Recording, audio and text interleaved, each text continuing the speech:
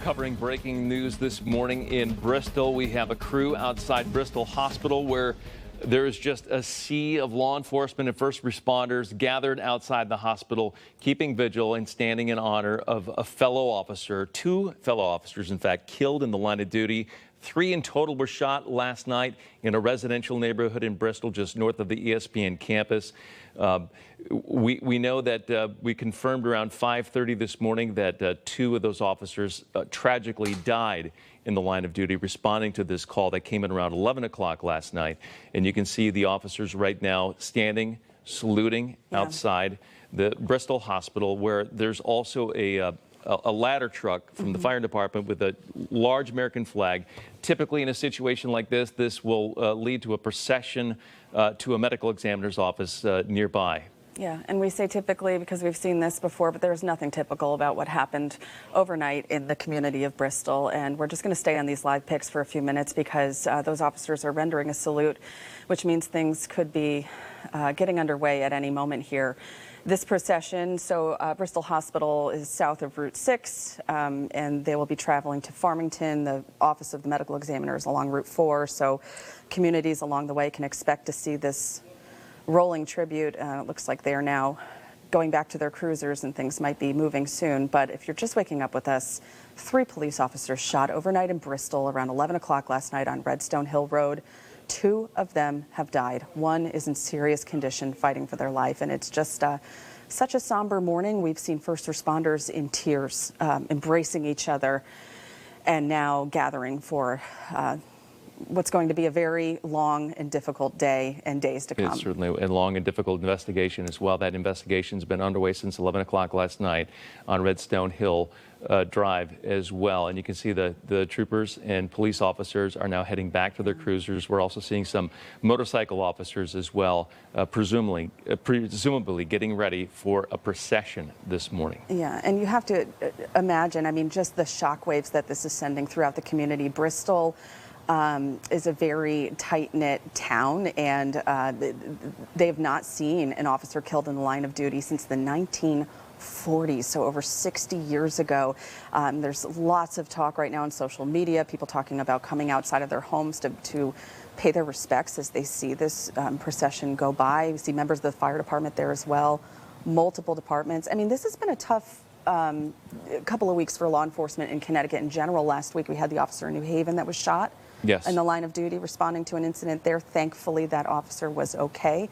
But you saw the outpouring of support just for that incident from departments across the state. This is on a whole other level. 2 officers dead, and the tributes are already coming in from departments across the state, from Winchester, from Norwich, and from local businesses. A bakery on Maple Street there in Bristol saying that out of respect, they are going to close today. They say there are no words. Their hearts are heavy, and to all the members of the police department, when their doors are open, they're going to have everything they need for them. And that's probably indicative of how the entire community of Bristol is feeling this morning. There's still a lot we don't know this morning. We don't know the nature of the call that brought the officers to that home in Bristol. We don't know anything about the shooter, what the status is there as well. We have heard from state police that they are working very hard to hold a news conference, but understandably, they want to make sure they have every detail correct before they release more information to the public. So we're in touch with them. And of course, they tell us they'll give us a 15 to 30 minute heads up before they take questions from the media. And a lot of questions swirling on social media, of course, from people living. We heard from a lot of people in that neighborhood last night that were woken up by the sounds of gunfire. Witnesses telling our Matt Austin, who was there at the scene, they heard dozens of gunshots fired, which is just so frightening.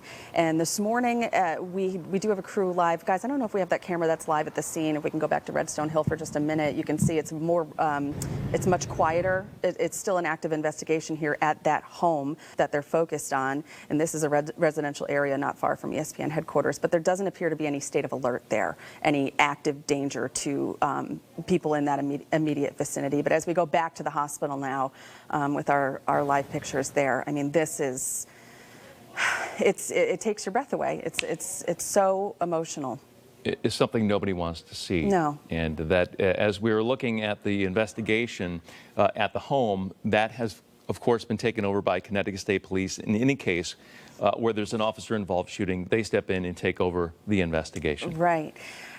In the days to come, now this department has funerals to plan. And the last line of duty death, I believe, we saw in our state for an officer, where we had Diane Gonzalez, the New Haven officer who died years after that car crash. She was in a coma for many years after, and she passed away last January. And then prior to that, I believe it was Connecticut State Police Trooper Brian Mole. And you saw just what a huge affair that was, his funeral service up in Hartford with departments from across the country. This will no doubt be on that level. We've got 2 officers, and we don't know their names. We don't know the name of the 3rd officer, who's in serious condition this morning. But I mean, it's just a devastating loss for this department and the community and the state. And that, of course, is really the most important point of what we're covering this morning, is the human impact. Yeah, of these. And their families right now. You think of those families that said goodbye to their loved ones yesterday, just another day at work,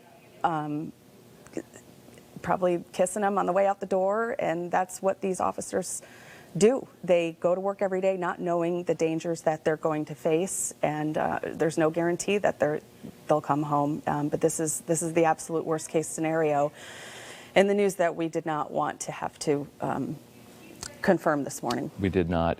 Throughout the morning, you can see right now the line of cruisers outside the hospital. Our NBC Connecticut's Jolie Sherman has been out there, and when she first joined us live, she said there were about 15 police cruisers. Now that line extending down the block, around the corner. We don't know how many, but you can see it really is just an outpouring of support from fellow law enforcement and first responders from across Connecticut this morning. And there's news stations now, as I'm looking through social media here, news stations across the country that are covering this now, because this is a national story. This loss of life, and there's so much we don't know about how this unfolded, and we will certainly get those details, but none of that changes the outcome, and that's 2 police officers that are dead this morning, and that 3rd fighting for their life. We're zooming in. This is, if you're just waking up with us, this is Bristol Hospital, where fellow officers have been lined up, and at any moment we're awaiting a procession that'll go to the medical examiner's office in Farmington with at least one, if not both, of those officers involved in this incident. And you can see them standing there despite the heavy hearts and the trauma of experiencing this. Many of these officers and first responders will have to move on and go to their jobs today and work, despite knowing the danger that they face and that their fellow officers ultimately face today. Yeah, and you've got to think about those other officers and first responders who were there at the scene when this happened. We don't know how many responded around 11 o'clock last night to that home on Redstone Hill Road, but think about the trauma for the first responders there who had to work to try and save the lives of their colleagues. I mean, this is going to have a deep emotional impact on them, and no doubt they're going to have crisis teams there to support them. But our thoughts and our condolences are with the department. Certainly, and we will work to continue to get more information on exactly what unfolded leading up to this tragic, fatal shooting of 2 police officers, another again in serious condition there at Bristol Hospital. Keep it right here. We'll be right back.